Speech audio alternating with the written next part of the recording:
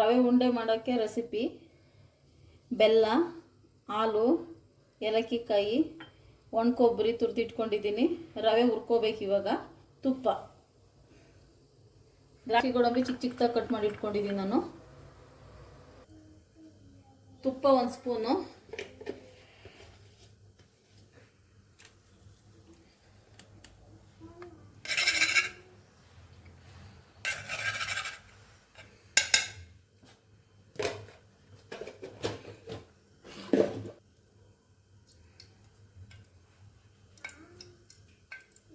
ದ್ರಾಕ್ಷಿ ಗೋಡಂಬಿ ಹಾಕೊತಾ ಇದ್ದೀನಿ.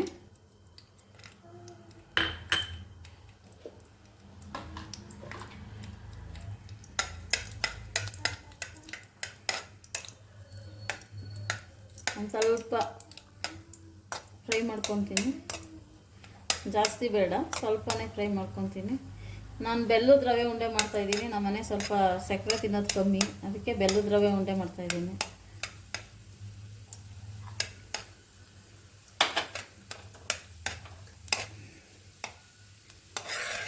ಈ ಕಲರ್ ಬಂದರೆ ಸಾಕು, ಜಾಸ್ತಿ ಗೋಲ್ಡನ್ ಫ್ರೈ ಏನು ಬೇಡ. ಇದು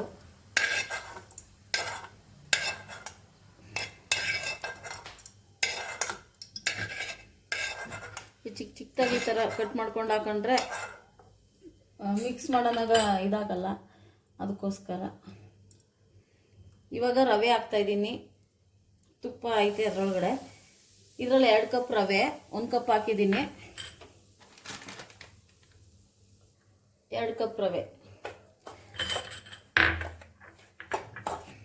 ಹಾಕಿ ಸ್ವಲ್ಪ ಗೋಡಂಬಿ ಫ್ರೈ ಇದು ಬಣ್ಣ ಬರೋವರೆಗೂ ಹುರ್ಕೊತೀನಿ.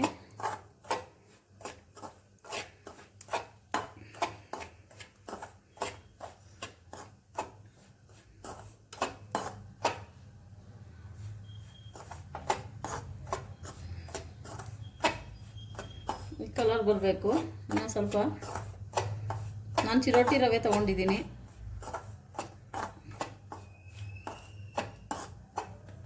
ಉಪ್ಪಿಟ್ಟು ರವೆನೂ ತೊಗೊಳ್ಬೋದು. ಚಿರೋಟಿ ರವೆ ತೊಗೊಂಡಿದ್ದೀನಿ, ಸಣ್ಣಕ್ಕಿರಬೇಕು ಅಂತ.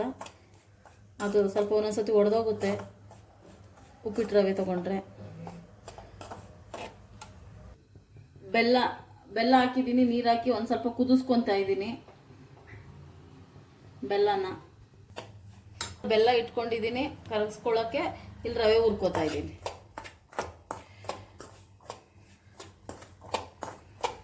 ಸ್ವಲ್ಪ ಬ್ರೌನ್ ಕಲರ್ ಬರೋ ಗಂಟ ಹುರ್ಕೋಬೇಕು ರವೆನ. ತುಂಬ ಜಾಸ್ತಿ ಹುರ್ಕೊಳ್ಳೋದು ಬೇಡ, ಮೀಡಿಯಮಾಗೆ. ಅದು ಒಂಥರ ಪರಿಮಳ ಬರುತ್ತೆ, ಅಷ್ಟು ಗಂಟ ಹುರ್ಕೋಬೇಕು.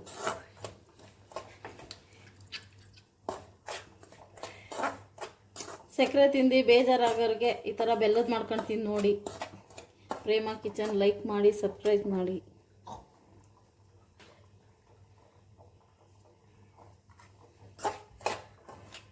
ರವೆ ಆಗಿದೆ ಹುರಿದು.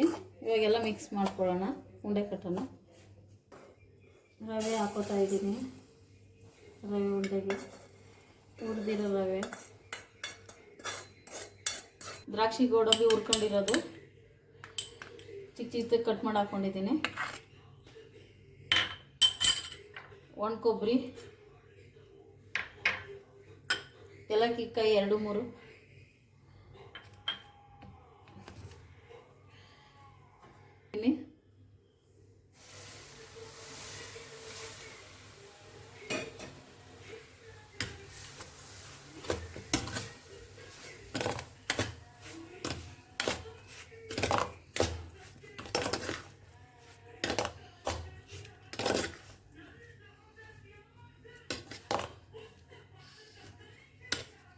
ಎರಡು ಸ್ಪೂನ್ ಕಾದಿರೋ ಹಾಲು, ಕಾದಿ ಆರಿದೆ. ಬಿಸಿ ಬಿಸಿನೇ ಉಂಡೆ ಕಟ್ಟಬೇಕು.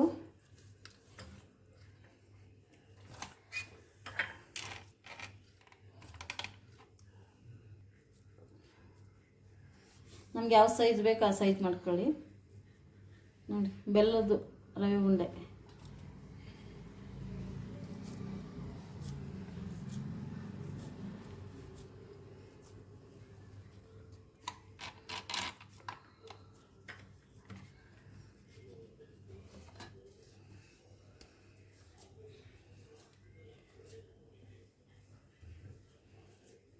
ನಿಮ್ಗೆ ಯಾವ ಸೈಜ್ ಬೇಕು ಆ ಸೈಜ್ ಕಟ್ಟಿ. ನಾನು ಚಿಕ್ಕ ಚಿಕ್ಕದಾಗಿ ಕಟ್ತಾ ಇದ್ದೀನಿ.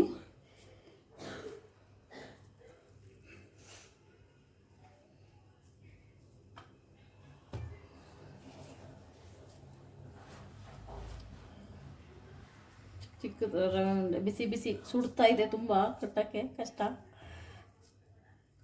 ತುಪ್ಪ ನಾನು ಜಾಸ್ತಿ ಹಾಕಿಲ್ಲ, ಬೇಕಂದ್ರೆ ತುಪ್ಪ ಹಾಕೋಬೋದು. ನಮ್ಮನೆ ತುಪ್ಪ ಎಲ್ಲ ಕಮ್ಮಿ ತಿನ್ನೋದು.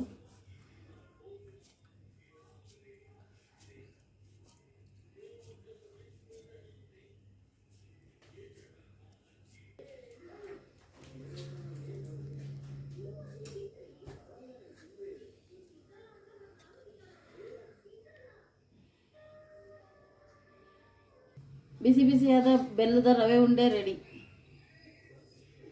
ಸಾಫ್ಟಾಗಿರುತ್ತೆ.